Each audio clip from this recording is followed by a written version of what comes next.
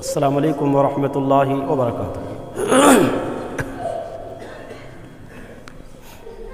ان الحمد للہ نحمده ونستعینه ونستغفره ونؤمن به ونتوکل علیہ ونعوذ باللہ من شرور انفسنا ومن سیئات اعمالنا من يهده الله فلا مضل له ومن يضلله فلا هادي له ونشهد ان لا اله الا الله وحده لا شريك له ونشهد أن محمدًا عبده ورسوله يا أيها الذين آمنوا اتقوا الله حق تقاته ولا تموتن إلا وأنتم مسلمون يا أيها الناس اتقوا ربكم الذي خلقكم من نفس واحدة وخلق منها زوجها وبث منهما رجالا كثيرا ونساء واتقوا الله الذي تساءلون به والأرحام ان اللہ کان علیکم رقیبا یا ایھا الذین آمنوا اتقوا اللہ وقولوا قولا سدیدا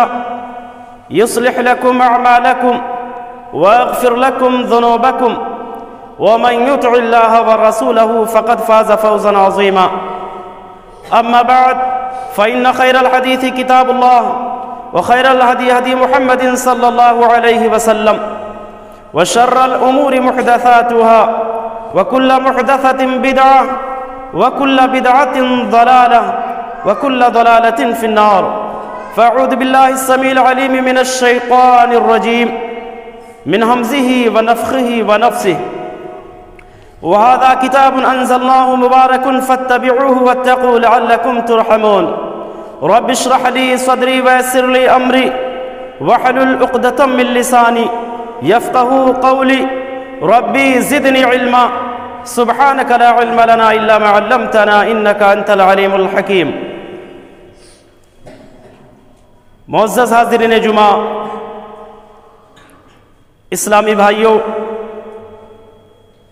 میری آواز کو سننے والی اسلامی خواتین، پردہ نشین میری ماں اور بہنوں، ہر قسم کی حمد و ثنا، عظمتوں کی کبریائی اللہ وحدہ لا شریک خالق کائنات مالک ارض و سما کے لیے لائق اور سزاوار ہے، جو اس کائنات اور کائنات کل کا مربی و پالنہار ہے۔ بعدہ لاکھہ کروڑہ درود و سلام ہو اللہ کے تمام نبی و رسول پر، خصوصیت کے ساتھ اللہ کے آخری نبی مدنی کریم جناب محمد الرسول اللہ صلی اللہ علیہ وسلم پر۔ حضرات، اس موقع مبارکہ میں میرا موضوع سخن ہے قرآن مجید پڑھنے والوں کی فضیلت اور اس سے بے رخی برتنے والوں کا انجام۔ رب العالمین سے دعا ہے کہ بار الہ اس کہنے والے کو کہنے سے زیادہ اور سننے والوں کو سننے سے زیادہ عمل و اصلاح کی توفیق عنایت فرما۔ حضرات، جو موضوع لے کر کے میں آپ کی خدمت میں حاضر ہوا ہوں، یقیناً بہت ہی زیادہ اہم موضوع ہے اور وقت کی ضرورت بھی ہے کہ قرآن کو ہم پڑھیں، لیکن کیسے پڑھیں؟ اگر آپ سماج اور معاشرے پر نظر دوڑائیں گے تو آپ کو یہ بات معلوم ہوگی کہ ہمارے سماج کے تقریباً 99% نہیں بلکہ 100% بھی بولو تو چلے گا، اتنے بڑے شہر میں بمشکل 2 3 4 حافظ ہوں گے جو صحیح طریقے سے قرآن پڑھ سکتے ہیں، جو قرآن پڑھنے کا حق ادا کر سکتے ہیں۔ اتنی عظیم کتاب، اس دنیا کے اندر جتنی بھی آسمانی کتابیں ہیں، ان تمام آسمانی اور الہامی کتابوں میں سب سے عظیم کتاب، عزت و رفعت کے اعتبار سے، عظمت و فضیلت کے اعتبار سے سب سے عظیم المرتبت والی کتاب، جس کے اندر خیر و برکت کا ذخیرہ ہے، ایک ایسی کتاب جو ہمیں زندگی گزارنے کا سلیقہ سکھاتی ہے، طریقہ بتاتی ہے، ایک ایسی عظیم کتاب جو حق و باطل کے درمیان فرق کرنا سکھاتی ہے، صحیح اور غلط میں تمیز بتاتی ہے، ایک ایسی کتاب کہ جس کو اپنے دل میں بسا لے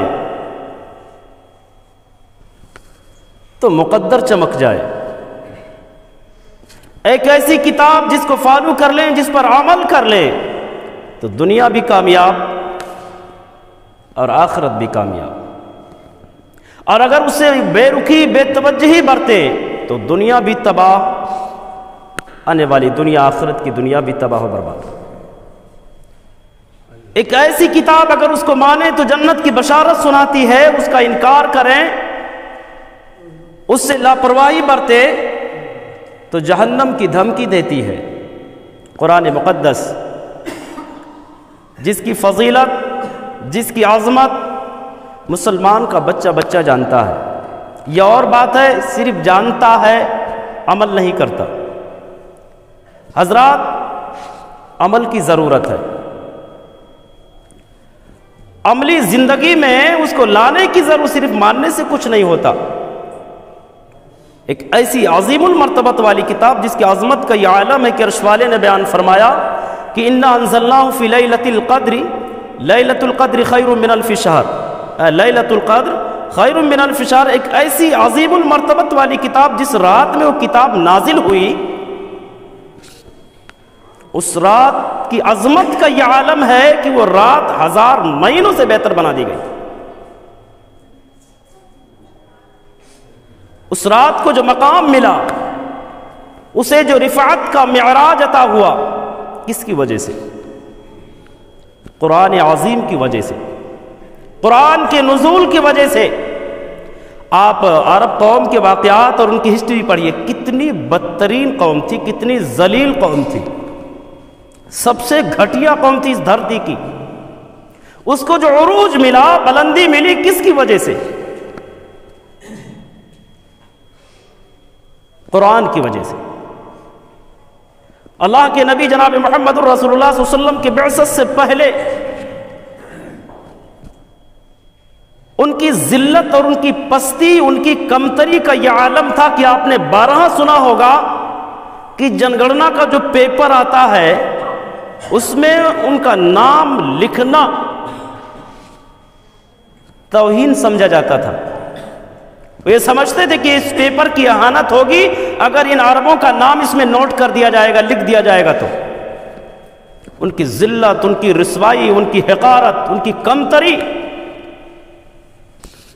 اس دھرتی پر مسلم تھی، آیا تھی، دنیا والے جانتے تھے کتنی بدترین قوم ہے۔ لیکن جب عرش والے نے محمد رسول اللہ صلی اللہ علیہ وسلم کو بھیجا اور انہوں نے نبی کے پیغامات کو سنا، سمجھا، مانا اور اس پر عمل کیا، اس کی ایک ایک آیت کو یاد کیا، عملی جامہ پہنایا، الحمدللہ آج بھی دنیا عاجز ہے اس بات کا تجزیہ کرنے سے کہ عرب قوم اتنی کم وقت میں اتنے عروج پر کیسے پہنچے، انہیں یہ بلندی کیسے ملی۔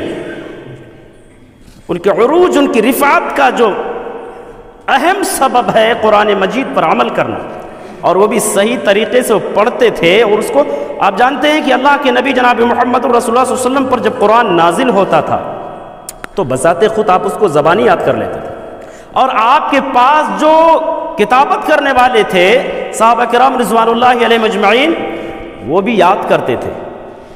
صحابہ کی اکثریت یا تو حافظ قرآن ہوا کرتے تھے اور یا تو عالم قرآن ہوا کرتے تھے۔ قرآن کو زبانی انہوں نے یاد کیا، اپنے سینوں میں بسایا۔ تو کہنا یہ ہے کہ رب العالمین نے بیان فرمایا کہ وَهَذَا كِتَابٌ أَنزَلْنَاهُ مُبَارَكٌ، اس کتاب کو ہم نے نازل کیا جو بڑی بابرکت ہے، اور اس کی برکت کا، اس کی رحمت اور رفعت اور بلندی کا یہ عالم ہے۔ فَاتَّبِعُوهُ، اگر اس کی اتباع کر لیں، واتقوا، اور تقوی اختیار کر لیں. تو اللہ رب العالمین نے بیان فرمایا لعلکم ترحمون، تم پر رحم کیا جائے. یعنی اللہ نے اس آیت کے اندر یہ پیغام دیا کائنات کے لوگوں، اگر رب العالمین کی رحمت چاہتے ہو، رب العالمین کی برکھا کا نزول چاہتے ہو کہ ہمارے گھروں میں رب العالمین کی رحمت کا، اس کی برکت کا برکھا نازل ہوتی رہے، تو قرآن سیکھ لو. فَاتَّبِعُوهُ وَاتَّقُوا لَعَلَّكُمْ تُرْحَمُونَ، قرآن کی اتباع کرو، قرآن کی پیروی کرو، اپنے اندر اللہ رب العالمین کا خوف پیدا کر لو، رب العالمین تم پر رحم فرمائے گا. یعنی یہ پیغام دیا کہ اگر تم قرآن کو مانو گے تو رب العالمین تم پر رحم کرے گا، اگر نہیں مانو گے، اس سے بے توجہی برتو گے، بے رخی برتو گے، تو رب العالمین اپنی رحمت تم پر نازل نہیں کرے گا بلکہ اپنا غضب نازل کرے گا. اللہ کے نبی جناب محمد رسول اللہ صلی اللہ علیہ وسلم نے ارشاد فرمایا خیرکم من تعلم القرآن وعلمہ، تم میں سب سے بہتر، سب سے اچھا اللہ کی نظر میں وہ ہے جو قرآن کو سیکھے اور دوسروں کو سکھائے. قرآن سیکھے اور سکھائے. اگر ہم قرآن پڑھنا نہیں جانتے ہیں یا پڑھنا جانتے ہیں، اس کے قواعد اور ضوابط، اس کے مخارج، اس کی ادائیگی بہتر نہیں ہے، تو آپ ایک بات نوٹ کر لینا کہ زمین کو آسمان اور آسمان کو زمین بنا دیں گے. ایک بیچارہ مؤذن جب اذان دیتا ہے، اس کو تجوید نہیں معلوم ہوتا، اور وہ شرمتا کہ اب اس عمر کو پہنچ گئے جوانی کے عالم میں، اب کیسے تجوید سیکھیں گے، دنیا کیا بولے گی، اس عمر میں قرآن سیکھ رہے ہیں. تو کیا کہتا ہے حی علی الصلاۃ، حی علی الصلاۃ کو حی علی الصلاۃ، صاد اور لام کے بیچ میں الف بنا دیا، الف ہے ہی نہیں، الف لا لیا. ایک حافظ قرآن، ایک قاری قرآن ہی اس کو سمجھ سکتا کہ کتنی بڑی غلطی، صلاۃ آؤ نماز کی طرف اور صلاۃ بول دیا تو آؤ ہال کی طرف. سمجھ رہے؟ اگر بیچ میں الف آپ نے کر دیا اور لام پر تشدید لگا دی، کس کی طرف آ جاؤ؟ ہال کی طرف آؤ. یہ جو بہت بڑا ہال ہے نا، اس کی طرف آؤ.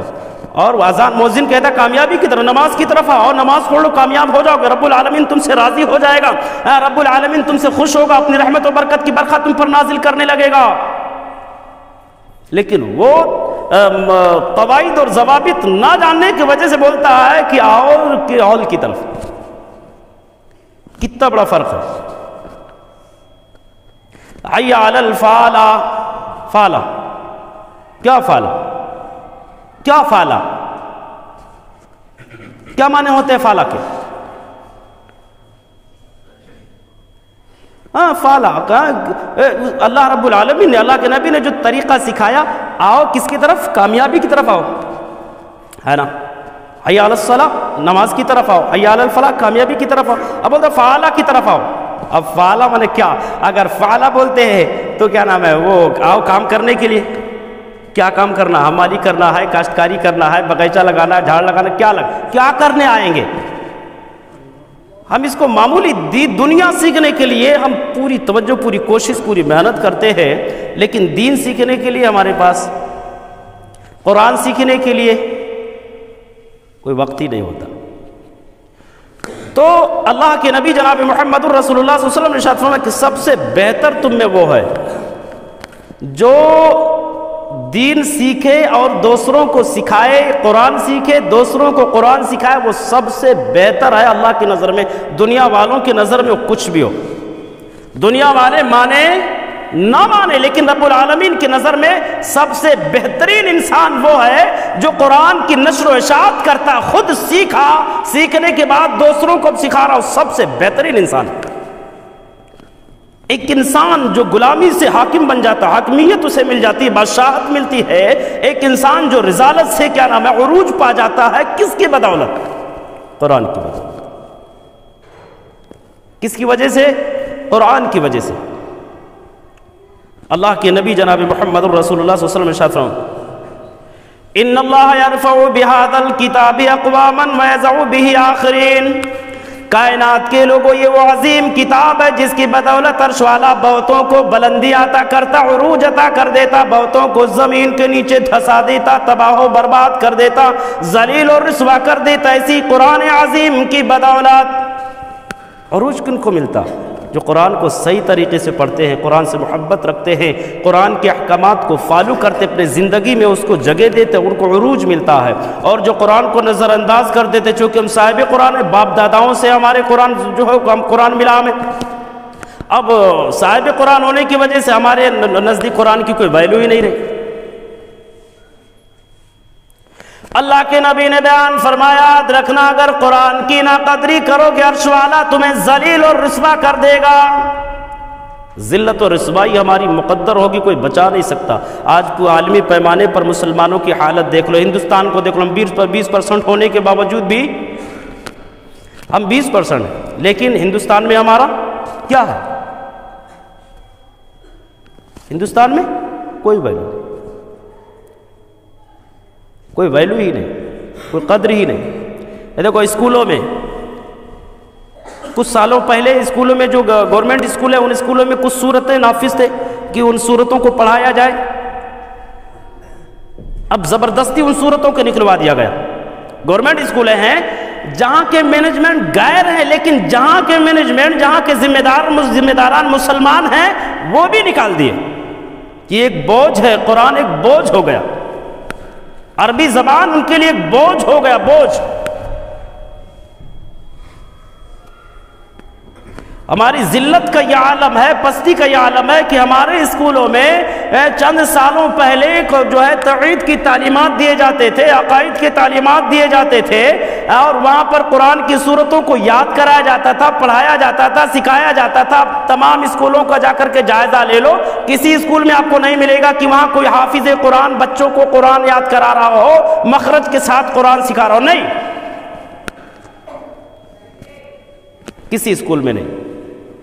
یہ ذلت نہیں، پستی، جس زبان میں، جس بھاشا میں ہمارا دین، ہمارا مذہب ہے، اور جو عظیم کتاب قرآن مجید جو ہمارے دین کی بنیاد ہے، وہ ہمارے زندگی سے نکلتا جا رہا ہے۔ اللہ رب العالمین ذلت نہیں عطا کرے گا تو کہ عروج عطا کرے گا۔ ہم بہت اکثر و بیشتر لوگ یہ سوچتے ہیں کہ ابھی اس عمر میں کیا سیکھیں گے، نہیں، غلط فہمی ہے۔ اگر آپ جوانی میں قرآن سیکھتے ہیں، پڑھنا سیکھتے ہیں، وقت نکالو۔ میں یہ نہیں کہتا ہوں کہ آپ ہمارے پاس آ کر کے سیکھو، نہیں، جہاں آپ کو موقع ملے وہیں سیکھو، آپ جوانی میں سیکھو۔ یاد رکھنا اگر آپ کے اندر یہ شوق، یہ جذبہ، یہ پاکیزہ ارادہ اور نیت پیدا ہو گیا، اللہ کی قسم آپ رب العالمین کے رحمت اور برکت کے مستحق ٹھہریں گے، میں نہیں کہہ رہا ہوں۔ اللہ کے نبی نے بیان فرمایا، والذی یقرأ القرآن وهو ماہر به مع السفرة الکرام بررا۔ او کائنات کے لوگوں، جو قرآن کا ماہر ہے، قرآن پڑھنا جانتا، قرآن صحیح طریقے سے قرآن کی تلاوت کرتا ہے، قیامت کا دن ہوگا، قیامت کے دن بزرگ فرشتوں کے ساتھ میں رہے گا، بزرگ فرشتوں کی رفاقت اسے میسر ہوگی۔ لیکن جو قرآن پڑھنا نہیں جانتا لیکن پھر بھی کوشش کرتا، ٹک ٹک کر پڑھتا، بڑی دشواری لاحق ہوتی ہے، زبان سے ادا نہیں ہوتی، زبان ٹوٹتی نہیں، زبان پلٹتی نہیں، لیکن قرآن پڑھنے کا شوق اتنا ہے، قرآن سے اتنی الفت اور محبت ہے، پوری کوشش کرتا۔ اللہ کے نبی نے بیان فرمایا، والذی یقرأ القرآن ویتتعتع فیہ وَهُوَ شَاقٌ لَهُ اجران۔ محبوب کبریا نے بیان فرمایا، بڑی مشکل جاتی پڑھائی اس پر، قرآن کا پڑھنا بڑا مشکل جاتا، بڑا بھاری جاتا، لیکن پھر بھی کوشش کرتا۔ ایسے لوگوں کے لیے دوہرا اجر ہے۔ بڑی پیاری حدیث ہے۔ اس حدیث کے اندر جوانوں کو رغبت دلائی گئی ہے، بڈھوں کو، بچہ 2 دن 3 دن 4 دن 5 دن محنت کر لے، اس کی زبان رف ہو جائے گی، ہر حرف انشاءاللہ العظیم بآسانی ادا کر لے گا۔ لیکن جو جوانی کے عالم میں ہوتے ہیں، وہ کوشش کرنے کے بعد میں ان کی زبانیں جلدی ٹوٹتی نہیں ہیں، پلٹتی نہیں ہیں۔ گویا کہ اللہ کے نبی نے دوسرے ٹکڑے میں جوانوں کو اور بڈھوں کو بزرگوں کو یہ پیغام دیا ہے کہ اپنے علم کا لحاظ عمر کا لحاظ نہ کرو کہ کس عمر میں پہنچے ہیں. آپ عمر میں جس عمر کو بھی پہنچ چکے ہیں، اگرچہ آپ درازی عمر کے کو پہنچے ہو، لیکن پھر بھی قرآن سیکھو، شرم محسوس نہ کرو.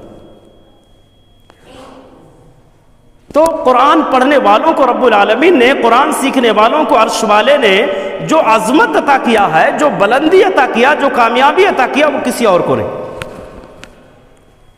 وہ کسی اور کو. دیکھو غزوہ بدر کے اندر، غزوہ احد کے اندر کچھ صحابہ کرام رضوان اللہ علیہ اجمعین شہید ہوئے.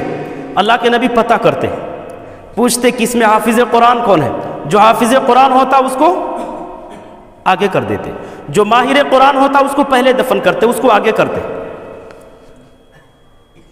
جو ماہر قرآن ہوتا اسے آگے کر دیا جاتا. تو یہ مقام کس کی وجہ سے اس کو ان صحابی کو ملی؟ کہ زندگی میں بھی رب العالمین نے انہیں امام بنایا، اور مرنے کے بعد بھی رب العالمین نے انہیں آگے ہی بنایا، آگے ہی کیا، جو حافظ قرآن اور عالم اور ماہر قرآن ہوتے. تو کسی بھی عمر کو ہم پہنچ چکے ہیں، قرآن سیکھنے میں کوئی جھجک، کوئی ہچکچاہٹ محسوس نہیں زیادہ تو سورہ فاتحہ پڑھنا سیکھ جانا چاہیے، سیکھ لینا چاہیے. اب پڑھتے الحمدللہ رب العالمین. کا الحمدللہ، کیا الحمدللہ؟ الحمد ہے ہی نہیں، الحمد یہاں سے نکلے گا ہا، سمجھ رہے؟ الحمد. اب اس کو ہا کو ہا بولیں گے تو معنی بدلے گا کہ نہیں بدلے گا؟ اب آپ کے پاس عذر ہے کہ اللہ معاف کر دے گا، ہم نہیں جانتے. اللہ ایسے تھوڑا معاف کرتا، کوئی عذر نہیں ہے. آپ نے سیکھا کیوں نہیں؟ آپ نہیں جانتے تھے، جانتے ہیں، جاننے کی کوشش کیا کہ نہیں؟ رب العالمین سوال نہیں کرے. یہ تھوڑا بولیں گے کہ اللہ معافظ تھوڑو تھے، یا ہم کیا عالم تھوڑو تھے، ہم ایک عام آدمی تھے، ہمیں پڑھنا نہیں آتا تھا، یا ہم جانتے نہیں تھے. رب العالمین سوال کرے گا تم نے کوشش کتنی کیا سیکھنے کے لیے؟ کتنا وقت نکالے آپ نے کتنا وقت صرف کیا؟ تو بہرحال معزز سامعین، قرآن کی وجہ سے قرآن پڑھنے والوں کو بہت ہی اونچا مقام عطا کرتا ہے رب العالمین، بہت اونچا. دنیا میں بھی کامیابی عطا کرتا، اور مرنے کے بعد قیامت میں بھی رب العالمین کامیابی عطا کرے گا قرآن مجید کو پڑھنے، سیکھنے، اس پر عمل کرنے کی وجہ سے. آپ جانتے ہیں بڑی پیاری حدیث ہے، مسند احمد کی روایت ہے، غالباً سنن ترمذی کے اندر بھی موجود ہے، کہ وہ والدین جو اپنے بچوں کو قرآن کی تعلیم دلواتے ہیں یا قرآن کا حافظ بناتے ہیں، قیامت کے دن رب العالمین والدین کو دو ایسے قیمتی جوڑے عطا کرے گا جو دنیا اور دنیا کی ساری چیزوں سے زیادہ بھاری وہ جوڑے ہوں گے، زیادہ قیمتی ہوں گے. وہ ماں باپ کہیں گے یا اللہ یہ تقریب کیسی، یہ ضیافت کس بنیاد پر میری ہو رہی ہے، اتنی بڑی مہمان نوازی. اللہ کہے گا یہ ضیافت، یہ تقریب اس لیے کہ تم نے اپنے بچے کو وہ حافظ قرآن بنایا تھا، قاری قرآن بنایا تھا، ماہر قرآن بنایا تھا، جس کی بنیاد پر میں تمہاری یہ تقریب کر رہا ہوں قرآن کی وجہ سے. تو آپ بتاؤ کہ ایک حافظ بن جائے، اس کے والدین کو رب العالمین یہ مقام عطا کرتا ہے مرنے کے بعد قیامت کے دن، تو جو حافظ بنے گا، جو قرآن کو صحیح طریقے سے پڑھے گا، اس کو کیا مقام عطا کرے گا؟ تو یہ عروج، یہ بلندی قرآن مجید کی وجہ سے. اور اگر اب صحابہ کرام رضوان اللہ علیہ اجمعین کی زندگی کے واقعات کی طرف نہیں جانا چاہتے، اگر اس سے بے توجہی برتتے ہیں، ہم وقت نہیں دیتے، قرآن کو نہیں سیکھتے ہیں، قرآن سے دوریاں بناتے ہیں، تو یاد رکھنا دنیاوی زندگی میں اللہ رب العالمین نے غالباً 3 طرح کے عذاب کا تذکرہ کیا. 3 طرح کے. نمبر 1، تکلیف دہ زندگی، قرآن سے سستی، غفلت، قرآن سے دوری، قرآن کی تلاوت سے دوری. افسوس، صد افسوس کہ جن مسلم محلوں سے قرآن کی تلاوت کی بھینی بھینی آوازیں آنی چاہیے، ان گھروں سے، ان محلوں سے، ان بستیوں سے گانے بجانے کی آوازیں، یہ قرآن سے دوری، سستی، غفلت، بے توجہی نہیں تو پھر کیا ہے؟ تو رب العالمین نے بیان فرمایا من اعرض عن ذکری فإن له معیشة ضنکا اور دنیا کے لوگ یاد کر لینا، یاد رکھ لینا، جو میرے ذکر سے اعراض کرے گا، جو میرے قرآن سے منہ موڑے گا، دوریاں بنائے گا، اسے تکلیف دہ زندگی عطا کریں گے، اس کی معیشت کو تنگ کر دیں گے۔ اور تنگی معیشت، تکلیف دہ زندگی صرف بھکمری، فقر و فاقہ اور محتاجگی ہی نہیں ہے، بلکہ ایسی زندگی جس زندگی میں انسان کو سکون، چین، راحت عطا ہی نہ ہو، میسر ہی نہ ہو، یعنی ڈھیر سارے مال و دولت کے باوجود بھی، اعلیٰ سے اعلیٰ عہدے پر، اعلیٰ سے اعلیٰ منصب پر فائز ہونے کے باوجود بھی اس کی زندگی اجیرن بن چکی ہو، اس کا جینا حرام ہو، یعنی کوئی ایسی بیماری لگ جائے جس کی وجہ سے اس کا چین و سکون غائب ہو جائے، یا نافرمان نالائق اولاد اس کے گھر میں پیدا ہو جائے، یا میاں بیوی کے درمیان بے اعتمادی، بے اعتباری، لڑائی جھگڑے کی فضا، لڑائی جھگڑے کا ماحول پیدا ہو جائے، والدین اور اولاد کے درمیان لڑائی جھگڑے کی فضا، والدین میاں بیوی کے درمیان، یا اسی طریقے سے بہن بھائیوں کے درمیان بے اعتباری پیدا ہو جائے، بے اعتمادی اور لڑائی جھگڑے کا ماحول پیدا ہو جائے، یا دولت کی ایسی ہوس لگ جائے کہ انسان بیوی بچوں کی پرواہ نہ کرے، اپنے جو ہے اعزاء و اقارب کی کوئی پرواہ، کوئی پاس و لحاظ نہ رکھے، یا ایسے مقدمات میں وہ آدمی جو ہے پھنس جائے جس کی وجہ سے دن و رات کا سکون اس کا غائب ہو جائے، یا ایسے عہدے کی ہوس، اس کا لالچ پیدا ہو جائے کہ آدمی پوری زندگی اسی کے پیچھے گوا دے، یا عہدہ مل گیا لیکن اس کی محرومیت کا اسے خدشہ ہے، دولت ملی لیکن دولت کے ضیاع کا، اس کی تباہی کا اس کو خوف اور دہشت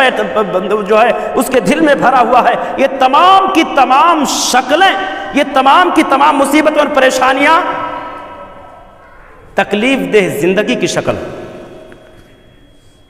تکلیف دے، اولاد نافرمان ہو گئی، زندگی اجیرن، بیوی نافرمان ہو گئی تو دن اور رات یہ سمجھ لو کہ دنیا اس کی جہنم بن گئی، نہ بیٹا، نہ بیٹی، نہ بیوی، کوئی بھی راستے پر، نہ کوئی بھی فرمانبرداری نہیں کرتے، کوئی بھی کہاں نہیں مانتے، سب خلاف جاتے۔ ایک شخص کھلا کر کہنے لگا، جناب جب دروازے پر جاتا ہوں تو بیوی دروازہ لگا دیتی ہے، بچے بھی میرا نہیں سنتے ہیں، بیوی اپنے آپ بنا کر بھی نہیں کھلاتی ہے، ادھر ادھر سے مانگ کر کے کھانا پڑتا ہے، ہوٹل میں جا کر کے کھانا پڑتا ہے، رشتہ داروں کے جا کر کھانا پڑتا ہے۔ یہ تکلیف دہ زندگی کی شکل، ایک صورت ہے اس کی۔ اور کیوں یہ تکلیف دہ زندگی ملی کیوں؟ کیونکہ اللہ رب العالمین نے بیان فرمایا تمہاری دنیاوی زندگی کو ہم تنگ کر دیں گے، بھیانک بنا دیں گے، خوفناک اور دہشتناک بنا دیں گے۔ یہ دہشتناک اور خوفناکی کی شکل ہے، اور یہ مصیبت قرآن سے بے رخی، بے توجہی والی جو سزا ہے سب کے لیے، چاہے وہ عالم ہو یا جاہل ہو، بادشاہ ہو یا فقیر ہو، امیر ہو، غریب ہو، چھوٹا ہو، بڑا ہو، کوئی بھی ہو، اعراض قرآن کی جو سزا ہے وہ سب کے لیے ہے۔ اور دوسری سزا، پہلی سزا تکلیف دہ زندگی، یعنی اللہ رب العالمین کسی بھی اعتبار سے ہماری دنیاوی زندگی کو پریشان کر سکتا، اس میں کوئی شک نہیں، کیونکہ اللہ کا وعدہ ہے کہ من اعرض عن ذکری فإن له معیشۃ ضنکا، اس کی اس دنیاوی زندگی کو ہم تنگ کر دیں گے، اس کی معیشت کو تباہ و برباد کر دیں گے۔ آج مسلمان کتنا پریشان ہے، اب یہ تو علاج پانی کے پیچھے پڑا ہوا ہے، جناب کسی نے روزی باندھی، کائے کو روزی باندھی؟ کسی نے نہیں باندھا، تم نے خود بنوایا، تیری ذات نے اور اللہ رب العالمین کو مجبور کیا کہ وہ روزی دینا بند کر دے۔ روزیوں کی برکھا برستی تھی گھر میں، بہت ناز و نخرے تھے، بڑا غرور تھا، بڑا گھمنڈ تھا، کسی کا کوئی لحاظ اور پرواہ نہیں، اپنے دولت کے نشے میں چور تھا۔ رب العالمین دولت دینا، برکت دینا بند کر دیا، اب بھٹک رہا، در در کی ٹھوکریں کھا رہا ہے، کیا کروں؟ کسی نے روزی باندھی؟ کسی نے نہیں باندھا۔ روزی باندھنے کی اتھارٹی اللہ نے کسی کو نہیں دیا، یہ اتھارٹی اللہ رب العالمین نے کسی کو نہیں دیا، اور ہر شخص کے ذہن میں، اور یہ مسلمانوں کی اکثریت میں ہے، مسلمانوں کا بہت بڑا طبقہ یہ سمجھتا کہ روزیاں باندھی جاتی ہیں۔ نعوذ باللہ، کان کھول کر کے سن لو، اللہ کی قسم کھا کر کے کہہ رہا ہوں، قرآن شاہد ہے، پوری دنیا مل کر کے اگر یہ چاہے کہ کسی کی ایک دانہ روزی باندھ دے، روک دے، اللہ کی قسم نہیں روک پائے۔ ما افتح اللہ للناس من رحمت فلا ممسک لہ وما یمسک فلا مرسل لہ من بعدہ وهو العزیز الحکیم۔ اللہ جس کے روزی کے دروازے کو کھولنا چاہے پوری دنیا مل کر بند نہیں کر سکتی، اور جس کے روزی کے دروازے کو بند کرنا چاہے پوری دنیا مل کر کھول نہیں سکتی۔ یہ اختیار اللہ نے کسی کو نہیں دیا۔ تو اللہ رب العالمین جو ہے کسی بھی طرح سے جو ہے دنیاوی زندگی کو پریشان حال بنا سکتا. اور دوسرا سزا دنیاوی زندگی میں شیطان مسلط کر دیتا اللہ تعالیٰ کن لوگوں پر؟ جو قرآن سے بے توجہی برتتے. اب اتنے سارے لوگ ہیں، آپ یہ بتاؤ فجر پڑھے کتنے لوگوں نے تلاوت کی ہے پورے ہفتے میں فجر کی نماز کے بعد؟ کیا صرف مولانا صاحب کی ذمہ داری یا ہمارے بچے جو مدرسہ پڑھتے ہیں صرف ان کی ذمہ داری؟ اب بڑے لوگوں کی ذمہ داری تھوڑو ہے. ٹیچر ہو گئے، ٹھیکیدار ہو گئے، کاشتکار ہو گئے، بڑے بڑے عہدوں پر فائز ہیں، جوانی کے عالم میں جوانی سے بڑھاپے میں پہنچ کیوں قرآن کی تلاوت کریں گے؟ بچے تو کر ہی رہے. اس کو کہتے ہیں بے رخی، بے توجہی. اسے کہتے ہیں قرآن سے اعراض. اس کو اعراض کہتے ہیں. علماء نے اس بے توجہی کو قرآن سے اعراض کرنا کہا، قرآن سے منہ موڑنا کہا.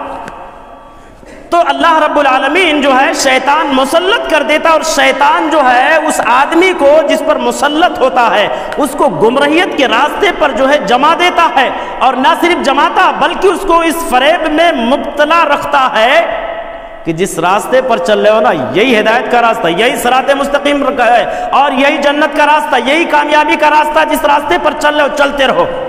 بڑا فخر کرتا ہم نے تو نماز پڑھی لی ہے، اب کچھ بھی کرے. قرآن کی تلاوت کس کام کے لیے؟ شیطان اس کو اس فریب میں مبتلا کرتا کہ جو تم کر رہے ہو یہ صحیح ہے. اللہ رب العالمین نے ارشاد فرمایا وَمَن يَعْشُ عَن ذِكْرِ الرَّحْمَٰنِ نُقَيِّضْ لَهُ الشَّيْطَانَ فَهُوَ لَهُ قَرِينٌ. جو آدمی رب العالمین کے ذکر سے غفلت برتتا ہے، یعنی رب العالمین کے قرآن سے غفلت اور سستی برتتا ہے، اللہ نے کہا اس پر نقیض لو، اس پر ہم شیطان مسلط کر دیتے ہیں، اور وہ شیطان جو ہوتا ہے اس آدمی کا دوست بن جاتا ہے. اور صرف دوست نہیں بنتا بلکہ وہ یصدون عن السبیل، اللہ نے بیان فرمایا کہ اس آدمی کو ہر نیک کام سے روک دیتا ہے. وَيَحْسَبُونَ أَنَّهُمْ مُهْتَدُونَ، لوگ سمجھتے کہ ہم تو بہتر ہیں، ہم اچھے ہیں، ہم جو ہے سیدھے راستے پر ہیں، ہم ہی ہدایت کے راستے پر. وہ آدمی سمجھتا کیونکہ شیطان نے وعدہ کیا قال فبما اغويتني لأقعدن لهم إلى صراطك المستقيم ثم لآتينهم من بين أيديهم ومن خلفهم وعن أيمانهم وعن شمائلهم ولا تجد أكثرهم شاكرين. شیطان نے کہا یا اللہ یہ میرا وعدہ چیلنج کیا، تیرے بندوں کو ہم نیک راستے پر جانے نہیں دیں گے، آگے سے پیچھے سے دائیں سے بائیں سے چاروں طرف سے گھیر کر کے اس کو سیدھے راستے پر جانے سے روکیں گے، اسے گمراہ کریں گے. شیطان کا یہ دعویٰ چیلنج ہے. اب اگر ہم نے نماز پڑھ لیا تو خوش فہمی میں رہتے کہ اب تو ہم نے بہت بڑا کام کر لیا، تلاوت قرآن پڑھے یا نہ پڑھے. تو رب العالمین شیطان مسلط کر دیتا، اور جس پر شیطان کا تسلط ہوتا ہے تو شیطان اس آدمی سے اللہ اور اس کے رسول کی نافرمانی کے سارے کام کروا ڈالتا. کفر وہ کرواتا، شرک وہ کرواتا، بدعت وہ کرواتا، ارتداد کے راستے پر وہ لے جاتا، چوری وہ کرواتا، دھوکہ وہ دلواتا، فریب وہ کرواتا، بدہدی وہ کرواتا، زناکاری وہ کرواتا، سود خوری وہ کرواتا، بدکاری وہ کرواتا، ڈاکہ وہ ڈلواتا، ظلم وہ کرواتا، اور اسی طریقے سے جوا اور دیگر تمام جرائم وہ کرواتا ہے. اور صرف کرواتا نہیں ہے بلکہ شیطان ان تمام جرائم کو اس آدمی کی نظر میں بڑا خوبصورت بنا دیتا ہے، حسین بنا دیتا ہے، نہایت خوشنما بنا دیتا ہے. اور اس کی خوشنمائی بنانے کا یہ عالم ہوتا ہے کہ وہ انسان اسی گمراہیت کو ہدایت سمجھنے لگتا ہے، حق کو باطل، باطل کو حق، صحیح کو غلط، غلط کو صحیح، جھوٹ کو سچ، سچ کو جھوٹ، نیکی کو برائی اور برائی کو جھوٹ سمجھنے لگتا ہے، کیونکہ وہ سمجھتا نہیں، شیطان اس کو تصور دیتا ہے. کیونکہ اللہ رب العالمین نے بیان فرمایا وَزَيَّنَ لَهُمُ الشَّيْطَانُ مَا كَانُوا يَعْمَلُونَ. انسان جو بھی برائیاں کرتا ہے وہ سمجھتا ہی نہیں کہ برائی کرتے، کیونکہ شیطان اس برائی کو خوبصورت بنا دیتا، شیڈول بنا دیتا، وہ سمجھتا کہ ہم نے اچھا کام کیا. کسی کو بے عزت کر دیا نا، شیطان کہتا تم نے تو حق کام کیا نا، لوگوں کے سامنے اس کا جرم عیاں کیا. وہ یہ نہیں سمجھتا یہ شیطان وسوسے ڈال رہا ہے. نبی نے کہا پردہ ڈالو، وہ حدیث ذہن سے نکل جاتی، پردہ ڈالو، عیب پر پردہ ڈالو. اگر دوسروں کے عیب پر پردہ ڈالیں گے آپ تو رب العالمین آپ کے عیب پر قیامت کے دن پردہ ڈالے گا. آپ کے ذہن سے نبی کا یہ فارمولہ، نبی کا یہ قول، نبی کا یہ حکم جو ہے نکال دیتا ہے، اور کہتا تم نے تو حق کام کیا، اس قابل ہی تھا کسے بدنام کر دیا جائے، بے عزت کر دیا جائے. تو آپ کے اس برائی کو شیطان بہتر بنا کر کے پیش کرتا. نہ جانے اس طرح سے کتنے غلطیاں، کتنی خطائیں ہیں۔ یہ شیطان کا تسلط ہی تو تھا کہ فرعون اپنے آپ کو بولتا تھا کہ میں ہدایت یافتہ ہوں، اور موسیٰ علیہ السلام کو بولتا تھا کہ موسیٰ تو گمراہ ہو گئے، مجھے ایسا نہیں۔ سورہ بنی اسرائیل کی آیت ہے، موسیٰ کے بارے میں کہا کہ مجھے ایسا لگتا ہے کہ موسیٰ پر کسی نے جادو کر دیا ہے، یہ سحر زدہ ہو گیا موسیٰ۔ اور اپنے بارے میں کہا قال فرعون ما اریکم الا ما ارى واهدیکم الى سبیل الرشاد، فرعون نے اپنے بارے میں کہا دیکھو بھائی میں تم کو بہتر بات ہی بتاتا ہوں، میں وہی بتاتا ہوں جو بہتر ہوتا، اور میں صرف اور صرف سچائی کا راستہ تم کو بتاتا ہوں۔ حالانکہ وہ ظلم کے راستے پر تھا، وہ طغیان کے راستے پر تھا، وہ برائی کے راستے پر تھا، لیکن شیطان اس برائی کے راستے کو اس کے نظر میں ہدایت کا راستہ بتا دیا، اس لیے وہ ہدایت سمجھتا۔ تو کس وجہ سے؟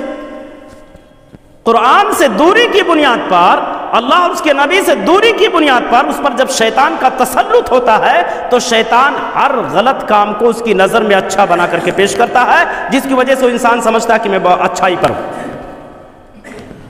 اور تیسری سزا دنیا کے اندر اللہ رب العالمین ذلیل کر دیتا ہے قرآن سے اعراض کے نتیجے میں۔ دیکھو اعراض دو طرح کے ہوتے ہیں، اب اتنا ڈیفینیشن کا وقت نہیں۔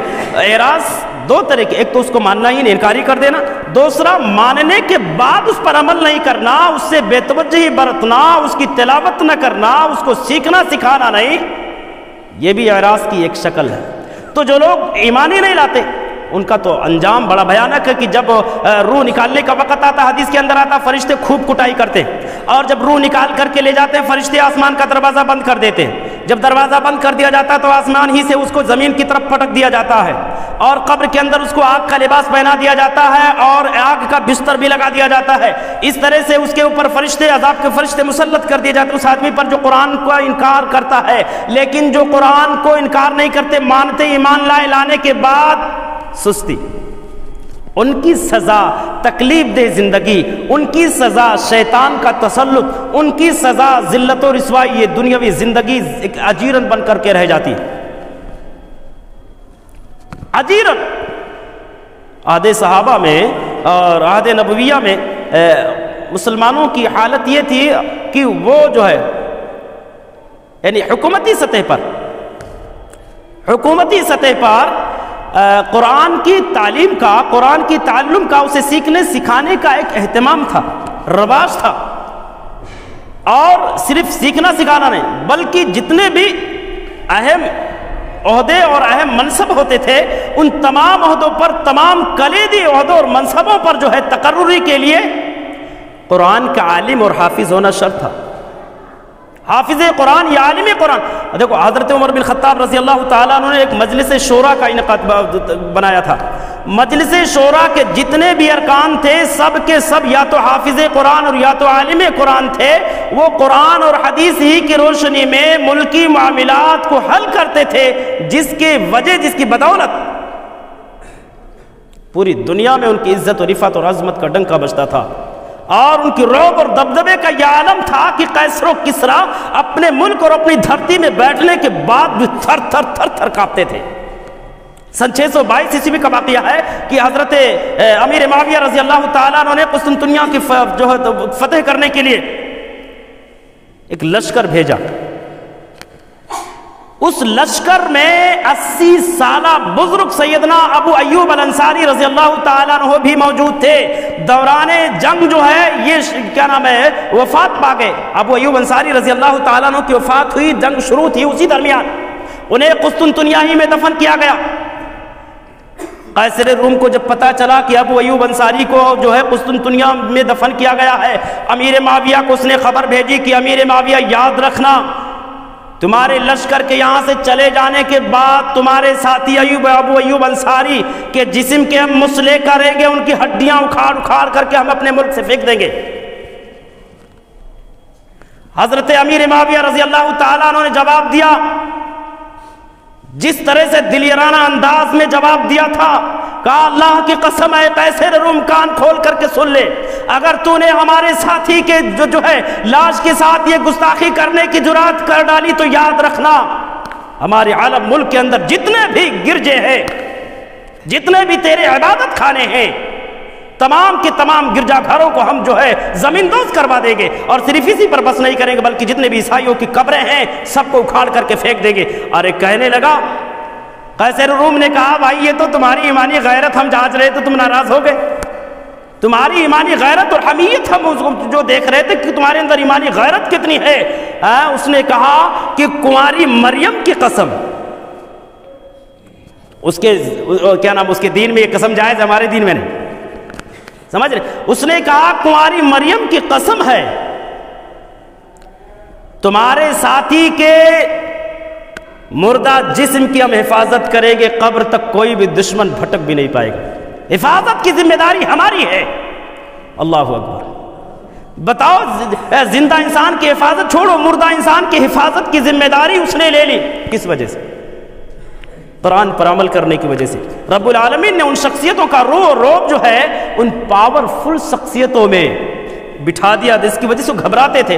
تو یہ دنیاوی زندگی میں اگر ہم قرآن سے اعراض برتتے ہیں یارو، تو اللہ رب العالمین ہمیں غالباً 3 طرح کے عذاب کا تذکرہ کیا کیا نام ہے، تکلیف دہ زندگی، شیطان کا تسلط، ذلت و رسوائی، اور اخروی زندگی میں اگر ہم قرآن سے کیا نام ہے اگر قرآن سے سستی برتتے تو اخروی زندگی میں اللہ رب العالمین نے بیان فرمایا کہ ہم اندھا بنا کر کے قبر سے اٹھائیں گے، پہلا عذاب۔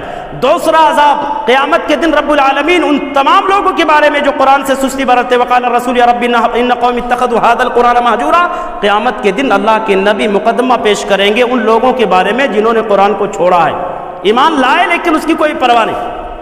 اور قیامت کے دن تیسری سزا جو قرآن سے بے توجہی برتتے ہیں، اللہ کے نبی نے بیان فرمایا کہ القرآن حجت علیک او لک، یعنی قرآن تمہارے خلاف یا تو مقدمہ پیش کرے گا، اگر تم نے قرآن کو نہیں پڑھا تمہارے خلاف مقدمہ پیش کرے گا، اور قرآن کو پڑھا تو تمہارے مطابق تمہارے موافق جو ہے مقدمہ پیش کرے گا۔ اللہ رب العالمین نے کیا؟ آپ بتاؤ، جس کے خلاف ہمارے نبی گواہی دیں گے مقدمہ پیش کریں گے، جس کے خلاف عظیم قرآن کیا نام ہے مقدمہ پیش کرے گا، کیا وہ آدمی کامیاب ہو سکتا ہے؟ اور تیسری سزا وَمَن يُعْرِضْ عَن ذِكْرِ رَبِّهِ يَسْلُكْهُ عَذَابًا صَعَدًا، اللہ رب العالمین نے بیان فرمایا جو قرآن سے سستی برتے گا تو اس کی چوتھی اخروی سزا جو ہوگی اسے خطرناک دہشتناک عذاب میں مبتلا کیا جائے گا۔ بہرحال اس موضوع کے حوالے سے میں آپ تمام احباب کو اس بات کی دعوت دیتا ہوں کہ الحمدللہ ہمارے محمدیہ مسجد میں شعبہ حفظ کا انعقاد کیا، ہمارے ذمہ داروں نے قابل مبارکباد ہیں جو انہوں نے یہ پہل کی ہے، ہم جو ہے ان کو ممنون و مشکور ہیں ان کے، اور مبارکبادی بھی پیش کرتے ہیں۔ اس کے ساتھ ہی ساتھ جو ہے ہم آپ تمام احباب کو دعوت سخن دیتے ہیں کہ اپنے بچوں کو یا تو یہاں اپنے یہاں شعبہ قائم کر لو یا دارالبیس پر، اور یہاں نہیں قائم ہو پا رہا ہے کچھ معاملات اور مسائل کی بنیاد پر تو آپ وہاں بھیجو۔ ابھی غالباً 14 بچے ہیں الحمدللہ جو حفظ کر رہے قرآن مجید کو زبان یاد کر رہے، اور وہ 14 بچے جو پڑھ رہے وہ اس خوش فہمی میں تھے کہ ہم قرآن پڑھنا جانتے ہیں، لیکن جب شعبہ حفظ کے مرحلے میں آئے تو وہ یہ سمجھے کہ ہم تو با بھی صحیح سے نہیں بول پا رہے، الف بھی ہم نہیں بول پا رہے۔ ابھی وہ سمجھتے تھے کہ قرآن بالکل ناظرہ ہو گیا، پورا قرآن پڑھنا آتا، پڑھنا جانتے ہیں۔ اب جب شعبہ حفظ کے مرحلے میں پہنچے تو ان کو احساس ہوا کہ ابھی تو ہمیں الف بھی نہیں پڑھنا آتا ہے، الف بھی نہیں پڑھنا آتا ہے۔ اللہ رب العالمین نے کہا قرآن کو ترتیل کے ساتھ پڑھو۔ ترتیل جانتے ہیں؟ ٹھہر ٹھہر کر پڑھنا۔ ترتیل کہتے ہیں ٹھہر ٹھہر کر مخرج کی ادائیگی کے ساتھ ادا کرنا، ترتیل۔ قرآن نے کہا ورتل القرآن ترتیلا، قرآن کو ترتیل، تو یہ قرآن ایک سیکھنے والا ماہر قرآن ہی ایسا پڑھ سکتا ہے، ایک عام آدمی، ایک عام شخص نے۔ اور یہ مسلمان کے بچے کو یہ سیکھ لینا چاہیے، چاہے وہ بڈھا ہو، جوان ہو، بچہ ہو، کسی بھی عمر کا ہو، ہر شخص کو قرآن کا پڑھنا جاننا چاہیے، اسے قرآن کو صحیح طریقے سے پڑھنا آنا چاہیے کہ قرآن صحیح طریقے سے پڑھے۔ اور دوسری چیز جو ہے، تو میں امید کرتا ہوں انشاءاللہ تعالیٰ کہ آپ ضرور اس میں ہمارا ساتھ دیں گے، اپنے بچوں کو وہاں جو داخلہ کروائیں گے۔ دوسری چیز کہ آپ کے بچوں کا جو عصری تعلیم ہے اس پر کوئی اثر نہیں ہوگا انشاءاللہ، چونکہ فجر کے بعد ہی ہم شروع کر دیتے ہیں، فجر کے بعد ہی شروع کر دیتے ہیں۔ اب بچے فجر کے بعد سے لے کر کے 7 بجے تک بھی آ جائے تو کوئی مسئلہ نہیں ہے، تو کیا نام ہے، فجر کے بعد سے لے کر کے 8 بجے، 8:30 بجے، 9 بجے، جب تک بچے کے پاس ٹائم ہے تب تک وہ ہمارے پاس قرآن سیکھ سکتا ہے، تجوید کے ساتھ، مخرج کے ساتھ، ایک نظم کے ساتھ انشاءاللہ العظیم۔ وہاں شعبہ حفظ قائم ہے اور رہے گا انشاءاللہ تعالیٰ، اگرچہ کم ہی بچے رہیں، بڑے ادب کے ساتھ میں گزارش کرتا ہوں کہ آپ انشاءاللہ تعالیٰ اس معاملے میں ہمارا ساتھ دیں، اور امید بھی کرتا ہوں کہ ساتھ دیں گے انشاءاللہ العظیم۔ جن کے پاس بھی بچے ہیں، اگر آپ یہ چاہتے ہیں کہ قیامت کے دن رب العالمین ہمیں دنیا کی ساری چیزوں سے زیادہ جو ہے 2 قیمتی جوڑے پہنائے، تو اللہ رب العالمین نے اگر آپ کو بیٹا عطا کیا یا بیٹی عطا کیا، بیٹیوں کے لیے بچوں کے لیے الگ نظم کیا جائے گا انشاءاللہ العظیم، اگر بچیاں سیکھنا چاہیں گی تو الگ انتظام کیا جائے گا۔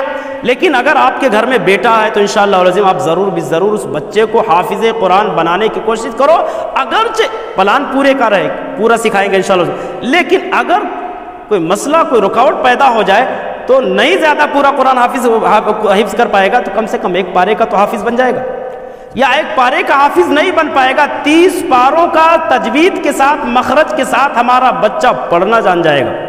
الحمدللہ آپ کے دارالعلوم کے غالباً 3 بچے ہیں، اور ماشاءاللہ بہت یعنی 2-3 دن کے اندر ایسا سیکھے ماشاءاللہ، یعنی تقریباً 70% قرآن کی ادائیگی یا حروف کی ادائیگی ان کی بہتر ہوگی، تقریباً 70%، اور قابل تعریف بڑی محنت سے بچے وہ یاد کرتے ہیں ماشاءاللہ، کم سے کم وقت میں زیادہ چیزیں وہ سیکھ لیے ہیں۔ تو بہرحال آپ سے گزارش ہے کہ آپ اپنے بچوں کو جو شعبہ حفظ میں داخل کرائیں، آپ کے بچوں کا عصری تعلیم پر انشاءاللہ العظیم کوئی اثر نہیں ہوگا۔ ہم اللہ سے دعا کرتے ہیں کہ بار الہ ہم تمام مسلمانوں کو جو ہے قرآن سیکھنے اور سکھانے کی توفیق عنایت فرمائے۔ بار الہ ہم تمام مسلمانوں کو موجودہ جو بھی فتنے ہیں یا جو آنے والے فتنے ہوں گے، جس کو ہم دیکھ رہے ہیں، جس کو ہم دیکھ بھی نہیں پا رہے ہیں، اللہ ان تمام فتنوں سے ہم تمام مسلمانوں کی حفاظت فرما، بالخصوص ہم تمام مسلمانوں کے ایمان اور عقیدے کی حفاظت فرما، اور جب تک ہم سب کو اس دنیا کے اندر زندہ رکھ، خالص کتاب اللہ سنت رسول اللہ صلی اللہ علیہ وسلم کے مطابق زندہ رکھ، اور جب ہم سب کا خاتمہ ایمان بالخیر وآمین تقبل یا رب العالمین۔ بارک اللہ لنا ولکم فی القرآن العظیم ونفعنی وإياکم بالآیات والذکر الحکیم تعالی جواد کریم ملک بر رؤوف رحیم۔